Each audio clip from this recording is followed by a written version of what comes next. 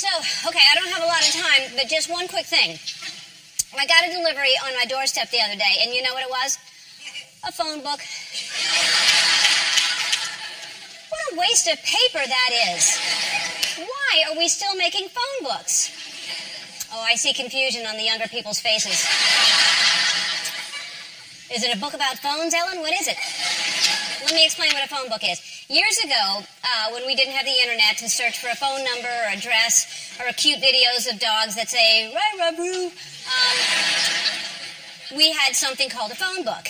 And maybe you were at home and you needed to look up somebody, or maybe you were at a payphone and you needed to get somebody's... Uh-oh, I see more confusion. A payphone was this thing that came before cell phones, and if you were out and you needed to make a call, you'd use a payphone, and you'd put a coin in the slot, and you'd call your mom and say, hey, pick me up at the bookstore. Oh, no. All right.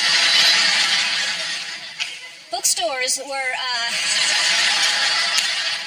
Before we had Kindles and iPads, there were actual books, and they were bound together, and you would turn pages, and you'd go to stores specifically to buy these books, and they were called bookstores, and that's how you would buy a book. Or if you didn't want to buy one, you could borrow one from the library. Oh, dear.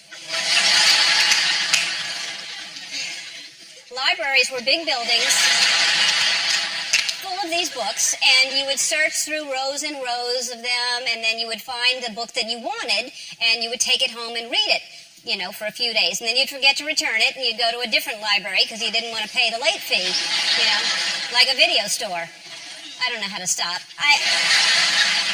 Video stores, before Netflix, if you wanted to watch a movie, you would go home and you would go to the video store, and they were like libraries. But instead of books, you would find movies, and then you would take one home and pop it into your VCR. Someone help me. A VCR was like a Blu-ray player, but instead of a disc, it was a cartridge, and after you watched it, you'd actually have to rewind the entire movie, you know, like an audio cassette. This may never end. An audio cassette was what we listened to before we had MP3s. All cars had cassette players, and you would just pop in your cassette tape of Milli Vanilli. Milli Vanilli was... They were in the late 80s. They were like a R&B duo that got in trouble for lip syncing. It wasn't a game show back then. It was frowned upon.